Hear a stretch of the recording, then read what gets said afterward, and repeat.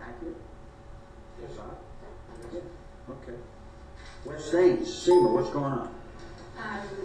Just a very quick update. We executed the documents for the $2.02 million design portion of the bridge on Thursday.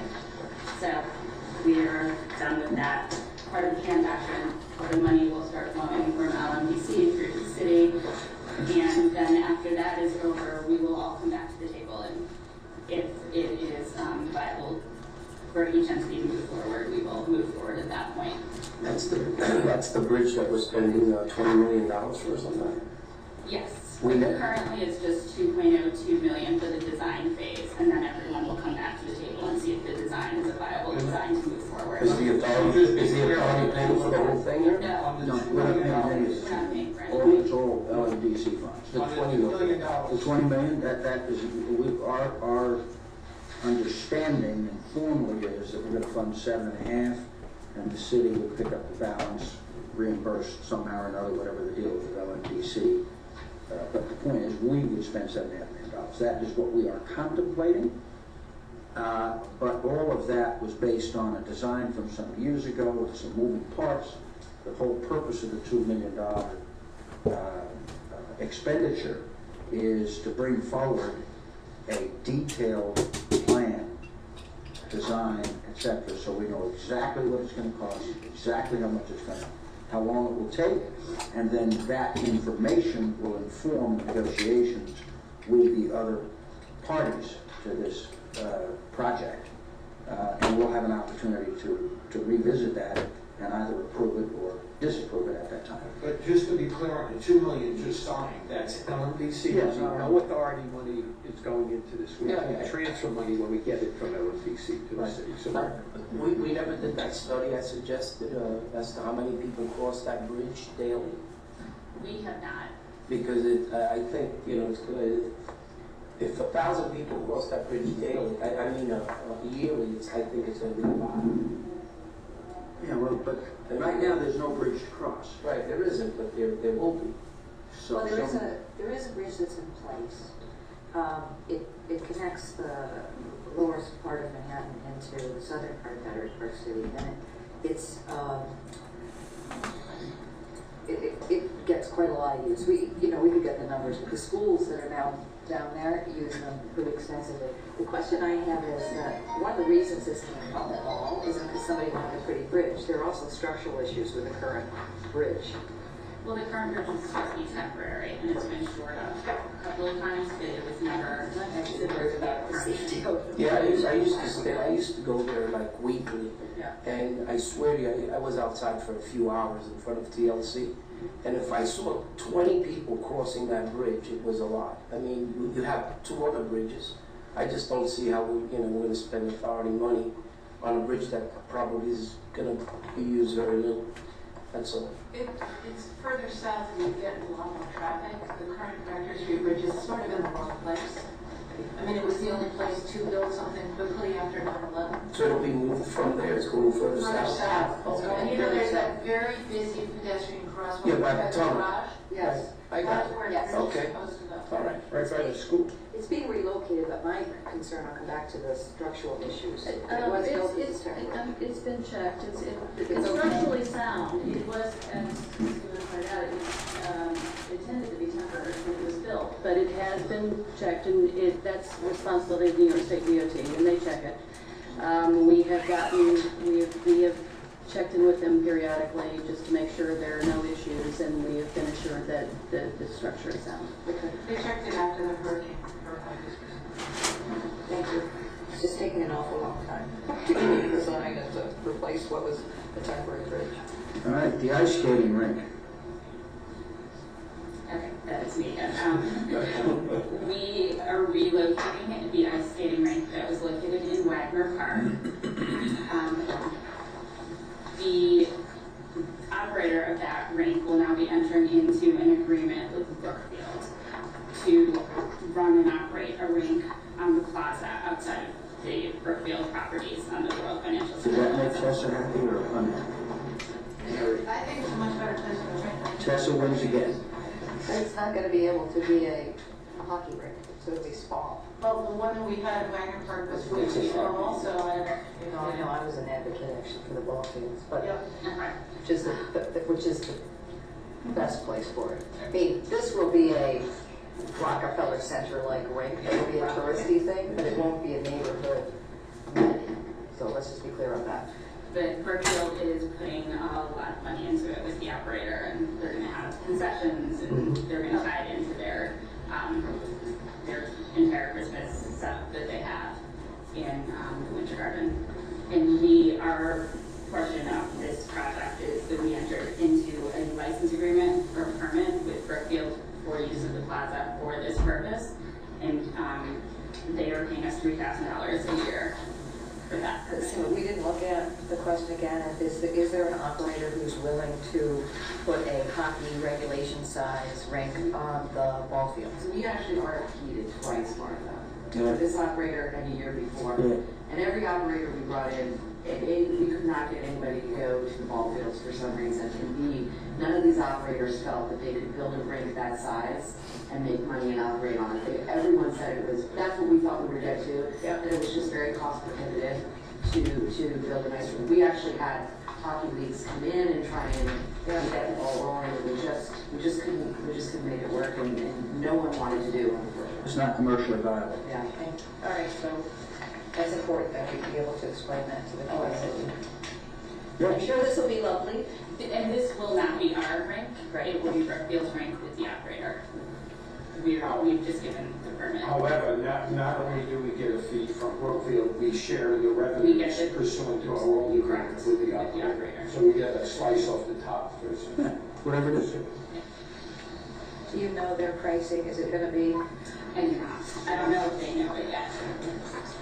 I know a lot of families in the community were using those rinks just after school every day. So we'll see what it all looks like when it comes together. Okay, governance and audit and finance committees. Governance and audit and finance committees joint report. Outcome of the committee's discussions, discretionary spending. We sure spent some time on that. So who's covering this? Martha, you're going to report? Yeah, I think we had a joint meeting of the governance and audit and finance committee. We had a fulsome discussion on the amendments we're making to the discretionary funds policy. We would recommend to the full board that we adopt that policy. There's going to be some additional work on the certification expenditures by the staff. But we'd like to put in place that policy immediately. Okay.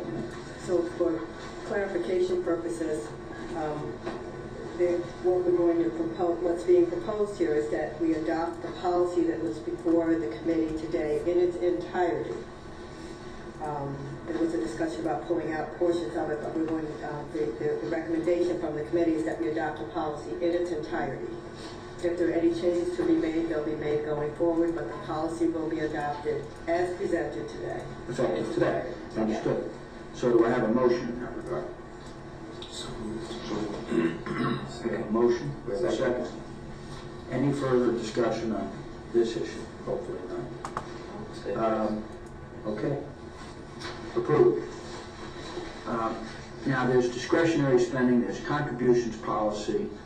Are those both embedded in what we just discussed? Yes. Yes. All right, and then when we get to response to the state controller's audit and so on, is that something we want to talk about a little bit? I think we were going to do that in executive session. In executive session, okay. So, motion to conduct executive session. So moved. We have a motion. We have a second. For the benefit of the public and the press, what are we going to do when we come back? We've got a possible extension of a lease at Wagner Park, and we will have a formal vote. Well, I think we just took the formal vote on the use of discretionary funds. Did we not? No. You just received a recommendation from the committee. We need to vote on it. Oh, okay, right. We'll do that in the public session. Well, Do we want to, I think we just voted on that. If we can do this as well, Probably we can go down do to our public, restaurant before we break, because he's been here probably in the morning, if you don't mind. Say again? Phil Morris At is least here. it's Gino. Yeah, Do you want to do that before the executive session since he's I'm here? perfectly content to do that. Is there any discussion on this issue contemplated in the executive session? Yes, There Mr. is. Juarez was going to do a presentation. Yeah, so, and we're gonna talk with him in executive session, are we not? So it's coming up momentarily. Okay. Momentarily. But my question is, He's not in executive session. He is? Oh, okay, I It'll could be read short. it. I didn't see that from the agenda, I'm sorry. but my question is, B, corporate action on the agenda. Did we not just approve the policy governing the use of discretionary funds that was put forward? Yes, And because I just discussed made the in the committee. recommendation. You made the recommendation, now we. Somebody moved it, somebody seconded it, and we voted it. We just voted, we just did it. We just did it. So B, number 6B is complete. Yes. The only remaining item in the public meeting will be the outcome of the discussions on a lease extension with the Wagner Park concession. So that was just for informational purposes for anybody who doesn't necessarily want to wait around and show up again later. So with that, let's move to executive session.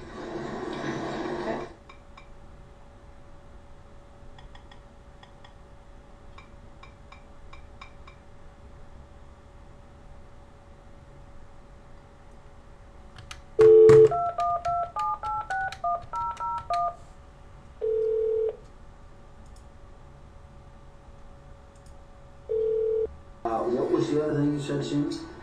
This document that we just handed out. Right. Is this the conservancy? No, this is for the authority. Back in May, we had approved all of the governance documents for the authority. Right. And this is just a clarification and then a ratification stating that the Audit and Finance Committee and the Governance Committees are explicitly the same committee for both the authority and the conservancy. We had stated that in the materials, Right, but not in the resolution, so we just wanted to make sure that it was all tied together. Absolutely. All right, so, any discussion on this? Do I have a motion? Motion. Motion by Mr. Brennicini, we have a second. Approved. Motion to adjourn. Is anybody arguing with each other? Hearing none. Can we stay a little longer, please? We were doing good. This thing is almost over.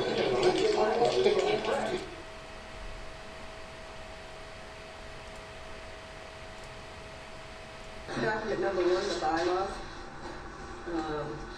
The bylaws cannot, one further point is the bylaws cannot be amended unless there are 2 consecutive meetings of the 2 successive meetings of the board. The next document is the Conservancy Director responsibilities, which again mirror the responsibilities for the directors, for the members of the authority. As I said, there is an orientation for all new board members, and there is one coming up on October 8th tentatively. We do summarize the conflict of interest requirements in this document as well. We also include provisions regarding attendance, preparation, and the manner in which business is conducted. The third document is the appointment of a corporate secretary and assistant corporate secretary. We just wanted to codify the appointment of the secretaries in a document that becomes a part of the board record. I am the corporate secretary, and we also added 2 assistant corporate secretaries to serve in my stead. That's the last document. Right. So we're asking the board to just approve those 3 governance documents. Again, those documents have already been reviewed by the governance committee. Any discussion? Okay, do I hear a motion? Gentlemen, we have a motion? Second. We have a second. Approved. Now that's A and B, is it not? We just covered A and B on the agenda. Yes. And then C, we went through some extensive discussion on this issue. A certain other organization property. What is it? Okay. All right, fine. So my point is we had comprehensive dialogue today on this issue, and everything we're doing is applicable to the Conservancy as well as the authority. We understand that. So we want to formally adopt the recommendations, if you will, the state government, wherever they originated, as we did for the authority a few minutes ago. That's the issue on the table. Discussion, any further discussion on that? Do I have a motion? We have a motion. We have a second. Approved. Okay, we are finished. Move to adjourn. Thank you.